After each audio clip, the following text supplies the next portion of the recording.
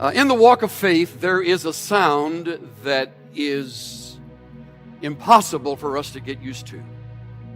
It often comes abruptly, and it always happens surprisingly. It's inaudible, but it is powerful. And most of us can name specific places and times in our lives when we heard that sound. And I'm referring to the sound that occurs when God closes a door.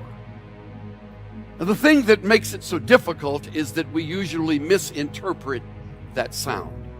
It often comes on the heels of strong commitment to obedience, being filled with the Spirit, going through a season of prayer, often over weeks of time, followed by hard work, diligent effort, the counsel of others, and then slam, that door shuts.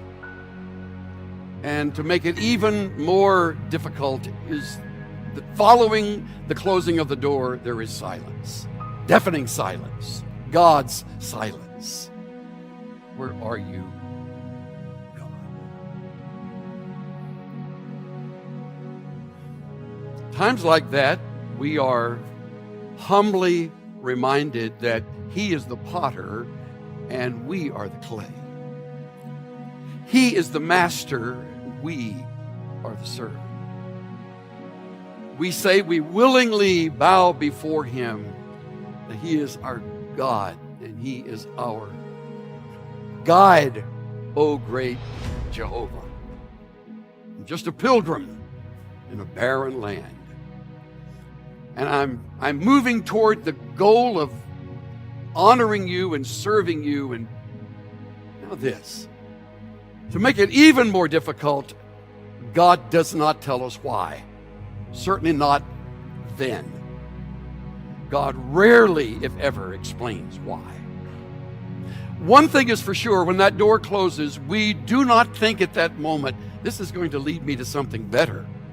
The Scottish essayist Thomas Carlyle, 19th century writer, essayist, historian, put it this way: when the oak tree is felled, the whole forest echoes with it, but 100 acorns are planted silently by some unnoticed breeze. When the door slams in our face, we don't think that poetically.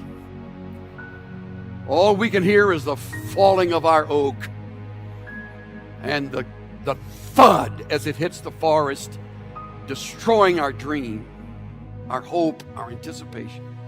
We don't think at that moment that there are some acorns being whisked away and blown to a place that will grow and bear fruit for God's glory through an open door. At a time like this, when the door closes, and some of you have had one close recently, that's when great theology needs to kick in and true great truths come to our rescue. The first truth is that God is sovereign. Daniel 4:35. All the inhabitants of the earth are as nothing, and He does according to His will in the army of heaven and among the inhabitants of the earth, and no one can ward off His hand or say to Him, "What are you doing?" The psalmist put it this way in 115:3. Our God is in the heavens. He does whatever He pleases. Sort of point blank, in your face, I'm in charge. The other great truth is that God's plan is profound and often to us very strange. Revelation 3:7 tells us He is the one who opens and no one closes. He closes and no one opens. And there's no explanation following that statement. You feel like a failure. You feel like you were poor in planning. You weren't sensitive to the Holy Spirit. None of the above is true. God closed the door. But we're not ready to understand closed doors. We like open doors, especially when we're not told why they closed. Remember, God is sovereign and God's plan is profound and often so strange. Get on past the closed doors. There's something great to be reaped by going to the open ones. Since God is sovereign, He is in full control on both sides of any door. Being in full control, God takes full responsibility for the results. The closing of a good opportunity occurs in order to lead us to an even better one. Not until you walk through the open door and look back,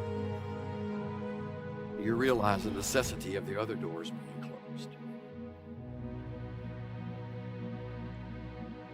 I have no idea what closed doors you are living with. For all I know, you are going through self-loathing and blame. Or even worse, you may be blaming someone else because a door closed. Because I don't know which one to speak to directly, I speak to all of you and say, let it be. Let the oak fall.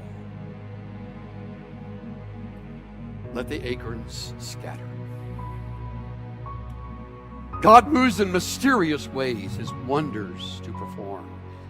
He plants his footstep on the sea and rides upon the storm.